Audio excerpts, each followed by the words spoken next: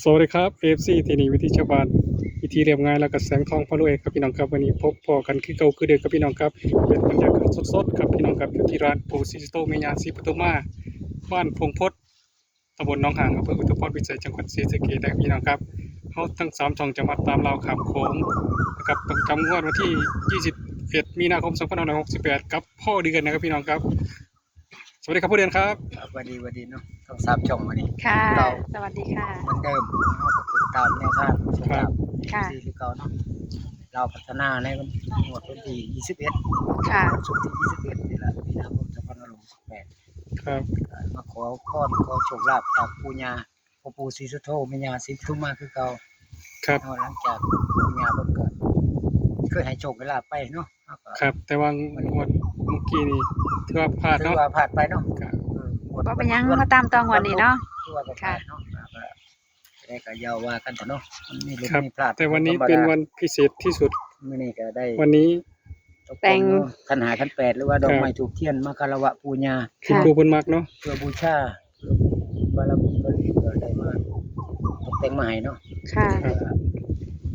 ได้มาฮอดมาถึงคือเก่าละมาหาปู่ย่าสิได้ไปคารวะหรือว่าบูชาเพิ่น ค่ะ แล้วก็ไปเลยไป ครับครับพี่น้อง ค่ะ ตามไปเลยค่ะ ตามพอเดือนไปเลย ครับเป็นบรรยากาศสดครับวันนี้มีแต่งขนาดกันแปลนนะครับพี่น้องครับเขาขอปูยามแบบ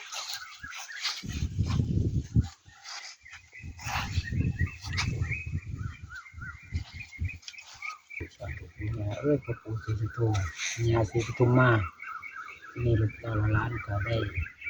น้ำแดงหรือว่าน้ำดื่มปู่ย่า เอ้าเพิ่นบ่ได้เอาดอกไม้ทุกเทียนมาบอก มีกดโชคคนละมันเด้อคือเก่าใส่ถูกเว้ย จะเป็นตู สาธุนะโมตัสสะภะคะวะโตอะระหะโตสัมมาสัมพุทธัสสะนะโมตัสสะภะคะวะโตอะระหะโตสัมมาสัมพุทธัสสะกายะวาจาจิตตังอรหังวันทานังพยานาคินีสีปทุมมาวิสุทธิเทวีภูเชมิสุติยัมปิกายะวาจาจิตตังอรหังวันทานังพยานาคินีสีปทุมมาวิสุทธิเทวีภูเชมิตติยัมปิกายะวาจาจิตตังอรหังวันทานางพญานางพญานางพญาคินีศรีปทุมมาวิสุทธิเทวีภูเชมิเมตตัญจะมหาลาโภอิโยนาคะยันสัพพะ ขันธาปริตัง พันธะปริตังสาธุข้าขอตั้งจิตอุทิศผลทรงกุศลไปให้ไพศาลถึงเจ้ากรรมนายเวรหรือว่าครูบาอาจารย์ขอให้ท่านได้มารับหูรับทราบเด้อมื้อนี้ลูกเต้าหลานปู่ย่าพ่อปู่ศรีสุโธแม่ย่าศรีปทุมมาได้ตกแต่งดอกไม้ธูปเทียนพร้อมเครื่องทุกสิ่งทุกอย่างพร้อมจะตุปัจจัยมาถวายให้แก่ปู่แก่ย่าอยู่ตรงนี้ครับขอโชคลาภคือเก่าล่ะขอผลบารมีปู่ย่าคือเก่าขอจงดลบันดาลขอให้คนเย็นเด้อปู่ย่าขอทำตัวตรง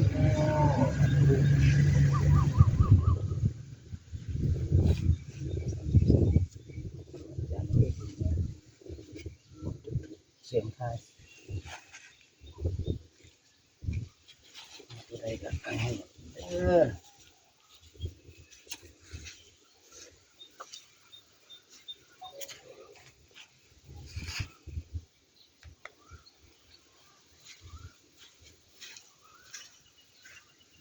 ก็ได้บ่ถือบ่ยังก็บอกเด้อคุณแม่เอ้ย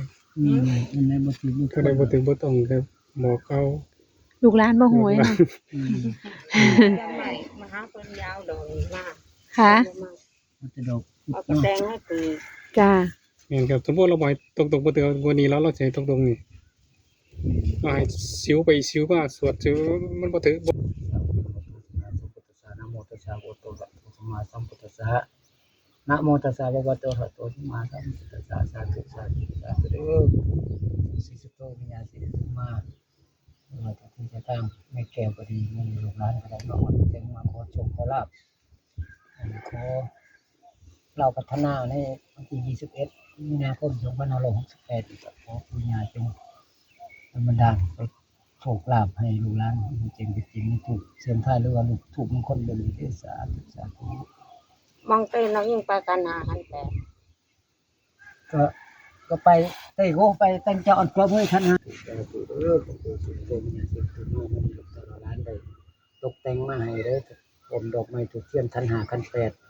คือแต่งมาให้มันครบมาตัวจริงทุกอย่างเพื่อมาขอโชคขอลาภขอบารมีปู่ย่าอยู่ตรงนี้ตรงมันได้ ทุกอย่าง ตามตัวตรงๆ ที่ผ่านมาก็ถือว่าอาจจะบ่ ผิด ถือ พลาด บ่ต้อง เนาะ กับลูกหลานอาจจะบ่ฮู้เนาะ มันลูกหลานเฮ็ดบ่ถูกบ่ควรก็ขออโหสิกรรมขอโทษขออภัยนำหลานเกิดใหม่ในรุ่นก็อาจสิฮู้เท่าบ่ถึงการเนาะ ค่ะ ปู่ย่าก็อย่าได้ ตอนนี้ค่ะก็รอลุ้นเลขถูกนะคะ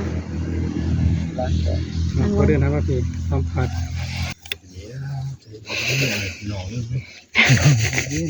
เจ้าจะไป จากพ่อเดือนแต่งคณะขั้น8นะครับพี่น้องครับมาบอกข่าวปู่ ปู่ ย่า ย่าเนาะ นะครับพี่น้องครับบางทีบางอย่างที่เฮาอาจสิเกี่ยวบ่คาดคิดเนาะที่บ่ถูกต้องปานใด แม่น เฮาก็เลยมาตกมาแต่ง ก็คือเฮ็ดให้มันถูกต้องแล้วเนาะมื้อนี้ ครับผม คือแต่งมาให้ครบหมดแล้ว ให้ครบหมดแล้ว ขั้นแปด ครั ด บอก ไม้ถูก เพราะ เทีย ว่าน ที่ผ่านมาก็สุยไปสุยมาอยู่เนาะ แม่น โอ้เคยว่าขาดยัง แต่ ขาดยัง นี่เทื่อนี้แล้วเนาะครั้งแรกแล้วเนาะ แม่น ที่เราได้ตกได้แต่งมา แม่นได้สมบูรณ์แบ บู บ ชาหรือว่ามังคารวะกราบไหว้ปู่ย่าอยู่ตรงนี้ ครับผม ก็คงจะดีอกดีใจมากกับว่าลูกหลานก็คิดบ่ฮู้ว่าล่ะ ครับ มื้อนี้ก็เลยได้ตกแต่งมาให้ครบ ตกแต่งมาให้แบบ ทุกอย่างพื่อ สมบูรณ์แบบเนาะ อืม ยังขาดอยู่อย่างหนึงอยู่ ยังขาดอยู่ยัง ขาด7สี ยังขาดผ้า เดี๋ เจ็ด ยว สีเนาะ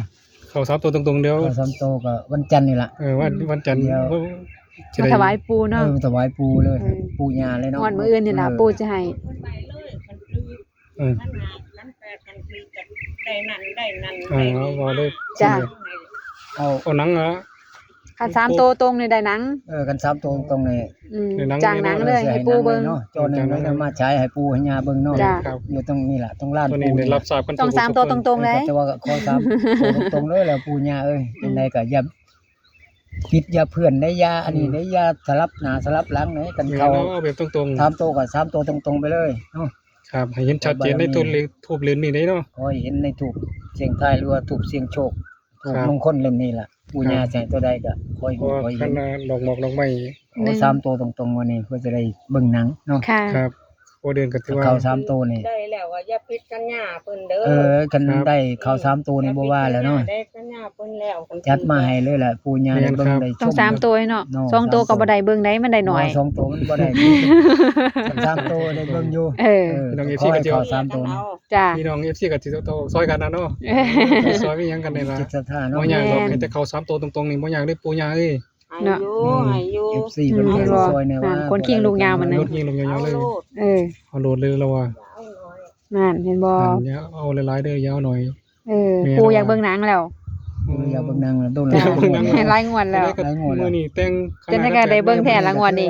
มาคารวะเพิ่นมาบูชาเพิ่นโดย เดี๋ยวถูกต้องแล้วเนาะ เกือบถูกต้องตาม เอา ที่ ที่ เพิ่น ที่ ต้อง บ้าน การ ว่าก็สวยไปสวยมาอยู่เฮาก็ถือว่าเฮายังบ่ทัน ขึ้นลงอยู่เนาะมันก็เลย เฮายังบ่ทันฮู้ บ่ทันได้3ตัวตรงๆจักเทื่อนะครับ ก็เลยมาขอมื้อนี้ก็คงสิ ได้เนาะ ให้มั้งแต่ จ้ะ ว่าก็อยากเบิ่งหนังเนาะ ครับผม แต่ว่าก็ให้ไปแล้วก็ซื้อเอาแน่เด้อแล้ว ครับเฮาไปลุ้นเลขถูกกันเนาะ ค่ะ ให้ลุ้นได้ ครับ ถูกเบิ่งกันเนาะ ตัวใดคะพอเดือนตัวแรก โอ้ยตัวหนึงมาแล้วหนึง โอ้หนึ่งบ่โอ้เลขสวยเนาะ มาแล้วหนึ่ง ตัวแรกหนึ่งนะคะหนึ่งชัดเจนเนาะเดี๋ยวเราลุ้นตัวที่สอง ครับจุดทูปตัวแรก ชัดเจนครับพี่น้องครับ1มาเรียบร้อยครับพี่น้องครับ1มาเรียบร้อย ตัวที่สองอะไรเนาะเนาะหนึ่งอะไรเนาะ13บ่จะเอาตัวเดิมบอก ทูบแตกกลางอีกแล้ว ใช่ทูบแตกตรงกลาง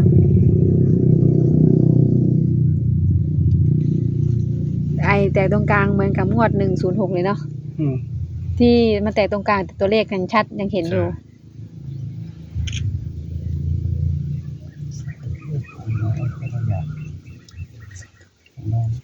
ใครก็ไว้เพื่อบูชาเพื่อเบิ่ง ตั้งมาเลย รูปแตกกลางเลยเนาะ แตกกลางผ่า ใช่ กลาง แต่ตัวเลขยังชัดอยู่13นะคะ ตัวที่3เราลุ้นตัวที่3นะคะ เพราะว่าหน้าอ่อนว่าเนี่ยพอเดือน เนาะพอเดือนอรวันปูกับยาแน่เขา3ตัวตรงในงวดนี้ อะไรถูกมา ค่อย เนาะ ค่อยออกไปแล้วนั่นค่อยแตกไปเรื่อย แมนพากลางเลยงวดนี้มันจะเข้าของพ่อเดือนนะงวดนี้ ถุย เอาจริง ๆดูเดียว ๆอืมมันแตกกัน13อะไรเนาะเราลุ้นตัวที่3แล้วค่ะ น่าจะ134นะคะพี่น้อง มาดูทูบเลยเป็นอย่างนี้เป็นยังไงเนาะคุณแม่ 134 สี่เลยแหละ สวยสวย เอาอย่างของเลยกดเอาเลยเรียบร้อยได้แล้ว 4 4จริงๆด้วย134 หมายว่าก็ทำกันได้หน่อย สียังไงก็4สวยมาก คุณแม่ทูบทำไมเป็นอย่างนี้นี่ ไหน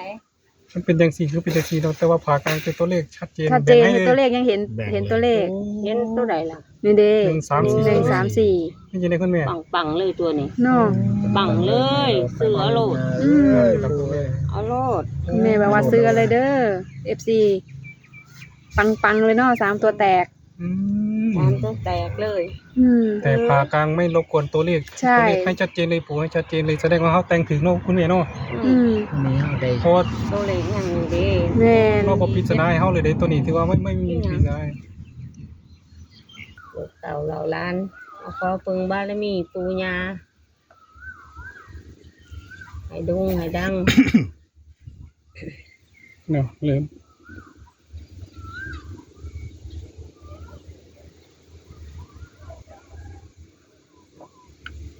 เอาครับพี่น้องครับให้พ่อเดือนสรุปไปฟังอีกครั้งหนึ่งครับพี่น้องครับหลังจากพ่อเดือนจุดธูป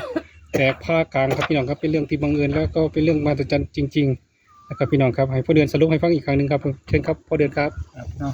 คือมื้อนี้มาขอปู่ย่าคือเก่าแหละปู่ศรีสุโธแม่ย่าศรีปทุมมาเนี่ย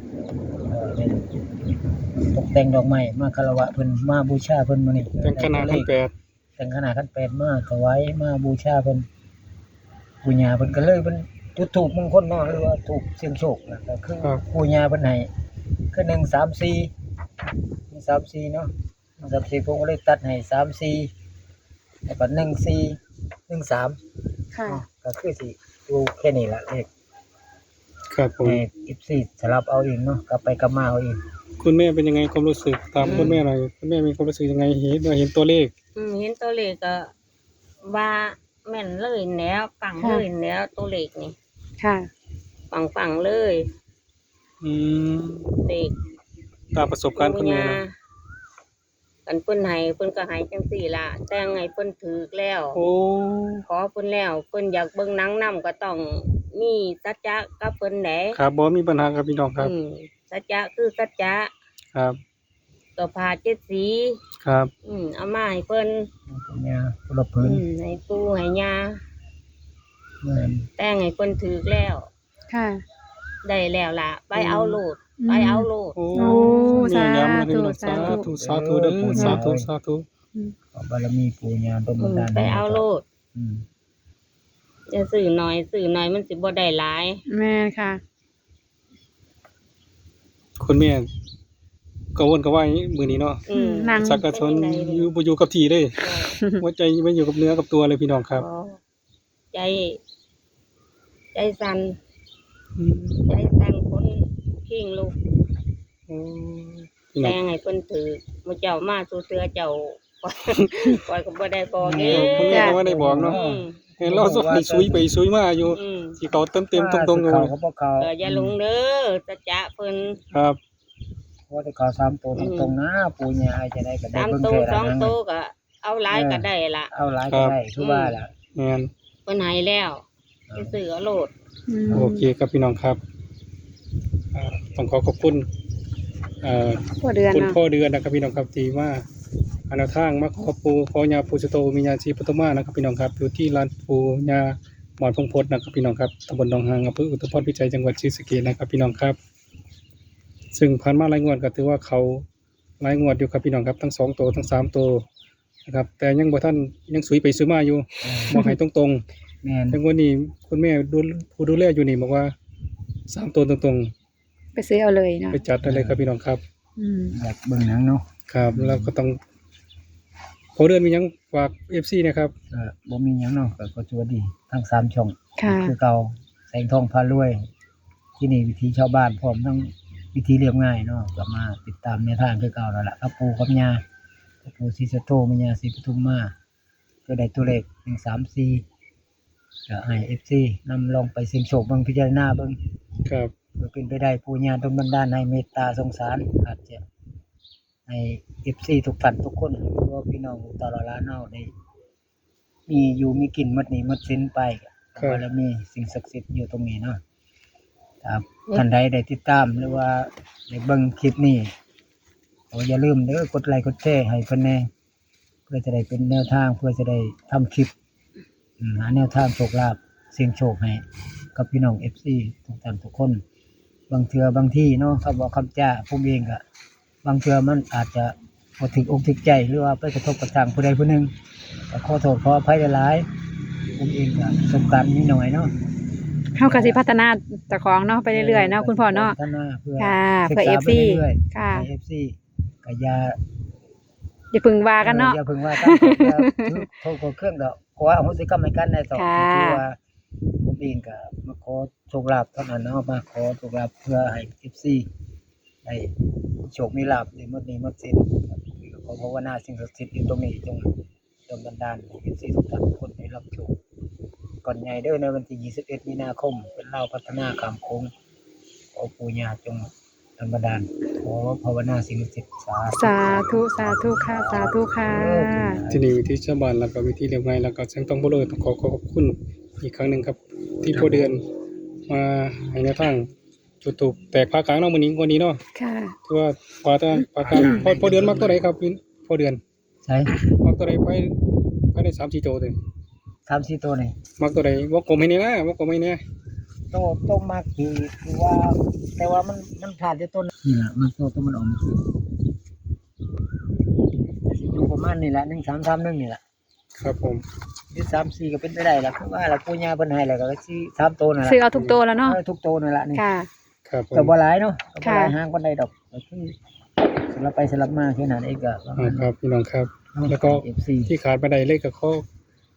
ขอบคุณ FC เนาะ เออ ที่มากดไลค์กดแชร์กดติดตามกดกระดิ่งให้ทั้ง3ช่องนะครับพี่น้องครับขอบคุณเป็นหลายๆนะครับที่เพิ่นเข้ามาเบิ่งเข้ามากดไลค์กดแชร์เนาะ ค่ะ คลิปนี้ก็เอาไว้สำหรับสปอนขอให้ FC ขอให้เฮงๆปังๆเฮาก็ให้ทำเป็นแค่แนวทางเนาะ ค่ะ โปรดใส่วิจารณญาณในการรับชมเด้อพี่น้องเด้อ นิดซอยกัน พี่น้องมักพี่น้องก็ตามพี่น้องบ่มัก ก็ ยัง ผ่าน ไง ไป พี่น้องก็ผ่าน เออ ขอบคุณหลายๆครับ สวัสดีครับ สวัสดีค่ะ เฮงๆปังๆรวยๆครับ ปังๆมันๆสุขๆสาธุ